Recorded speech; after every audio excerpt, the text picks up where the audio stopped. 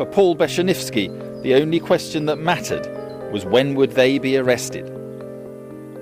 You were thinking, well, are they a step closer? Have they got these people? You know, it was getting to a point, well, are they going to find them? So I thought, well, I need to occupy my mind. I need to do something. So, you know, you really lock yourself away work-wise, and, you know, that sort of keeps your mind pacified till you come home. Then your kids asking you questions that you don't have answers to. Four weeks into the inquiry, an anonymous tip-off brought progress. Gang leader Mustafa Jama was hiding out in Newport, South Wales.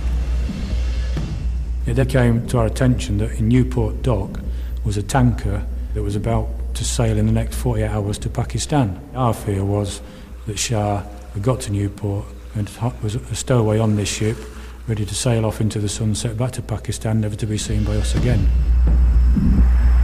The ship was secretly held in port while the hunt for Shah continued.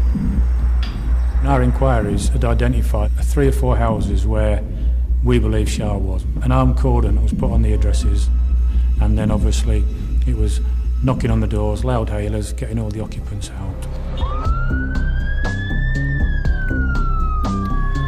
Police didn't know whether Shah was still armed with the pistol and machine gun. But 24 hours into their search, he gave himself up. He'd shaved his head in an attempt to disguise his identity. He was immediately taken under armed escort to West Yorkshire for questioning. The surviving police officer hears another loud bang. She says that she feels immense pain and she falls to the ground. And she says, I quote, "It was the Asian male who shot me." That's you, isn't it? No comment. Like Mustafa Jama before him, Mustafa Jama refused to answer any questions. But his fingerprints found on the laptop bag left inside the travel agents pointed to him, as did his DNA found on cigarette butts and a Ribena carton inside the RAV4. 3 days after Shah's arrest, police discovered a MAC-10 weapon and ammunition. Tests proved it was the same one fired by Shah's gang inside the travel agents. And on a plastic bag full of bullets were his fingerprints. Police charged Shah with Sharon's murder and the attempted murder of Teresa.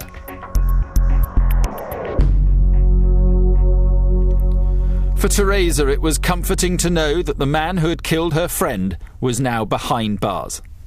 When that phone call came, it was a big relief that he had been arrested. To say that we'd got Shah in custody were an absolute relief, not just for me, but for my family, for the whole investigation team. Just ended rollercoaster, really. 6 weeks after the shooting, Sharon's funeral took place at Bradford Cathedral. Once we'd sort of got to the funeral day, I don't know, your sort of heart races, and you know, you sort of try to think, well, how am I going to cope on this sort of day, and how are the kids going to cope?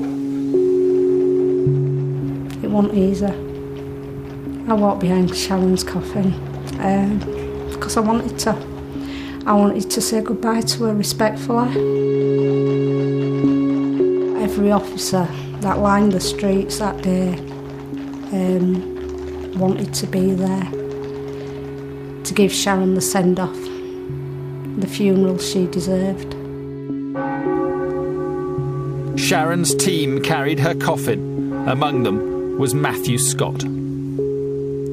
The street was just silent. It was full of people, full of members of the public, but it was completely silent. It sort of gave me the impression that there's still a lot of respect for what it is that we do and the dangers that we face.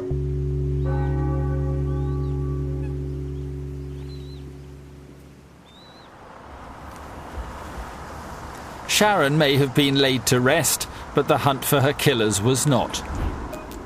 One key suspect, Mustafa Jama, was still on the run. His image was sent around the world. Then police arrested 3 men linked to the Mercedes and Corolla cars seen on the CCTV. Police believed these men were the robbers' lookouts, but they were still unclear about how the gang had orchestrated their plan. A day later, they made another arrest, and this time they got the answers they were looking for. The handyman at this house would hold the key. He became a very useful witness. He was actually doing work, handiwork, when he actually overhears this crew talking about doing a robbery. And there's a suggestion that there's many, many tens of thousands of pounds that are going to be available to them. He doesn't get involved in this in any way, shape or form. He's just purely doing his handiwork. But he does notice that they appear to be very excited. He can tell by the tone of the language that they're using. The handyman was initially arrested as a suspect, but it soon became apparent he was a key witness. In this police video, he's seen taking officers around the house. He reveals in remarkable detail the gang's movements after the robbery. So this is the room that you said they all came back into. Everybody was in that room. Right. There was one guy, the black guy, who was standing here. Yeah. When he saw me coming, he closed the door. By the time when I was coming, I saw a gun in bed. He is now under police protection and cannot be identified. According to the witness, they obviously then became panicked. They were swearing. In fact, the 2 Jama brothers and Shah have actually shaved their heads, obviously to change their appearance. That's the over that we used to over the hair on the floor, yeah. They changed the clothes.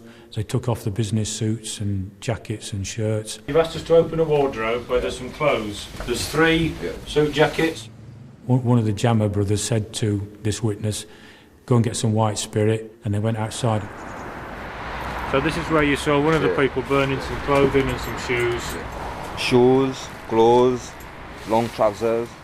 So he describes how the men left the Mercedes with 2 occupants left initially.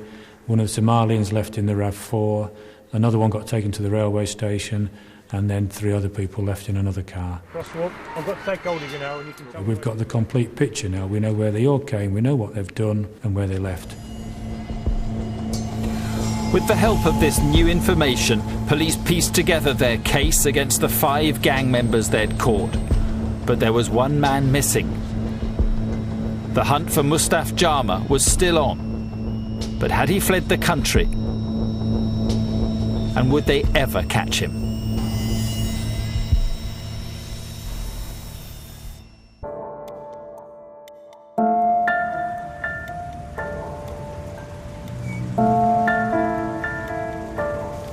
A year after police officer Sharon Beshenivsky was shot dead during an armed robbery in Bradford, 5 men stood trial for her murder at Newcastle Crown Court. For Sharon's husband, Paul, it was the first time he'd come face to face with his wife's killers. I didn't feel anything really at all until it sort of went to court, and I could actually face them in court, and sort of look at the faces and think, well, you shot my wife, mother to my kids, for what? For money. Mustafa Shah and Mustafa Jama were sentenced to life for Sharon's murder. After a legal debate, the charge against Shah for the attempted murder of her colleague Teresa Milburn was dropped during the trial. I'll never forget. Shah stood there, sentenced to life, minimum of 35 years, and there were friends or family members behind us in the public area, and he just went.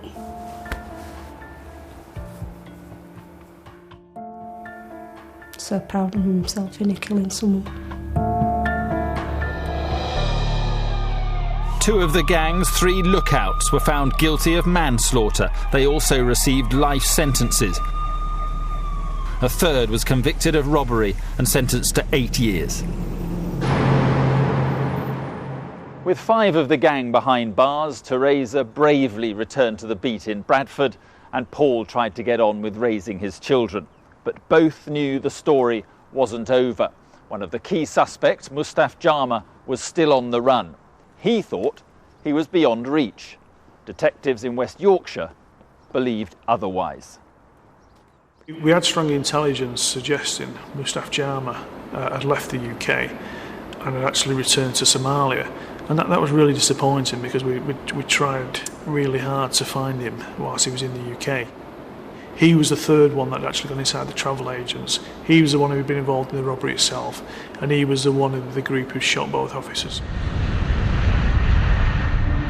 After the murder, stories began circulating that Jama had escaped from the UK by using a woman's passport and disguising himself in a burqa. He then fled to the very country he claimed was too dangerous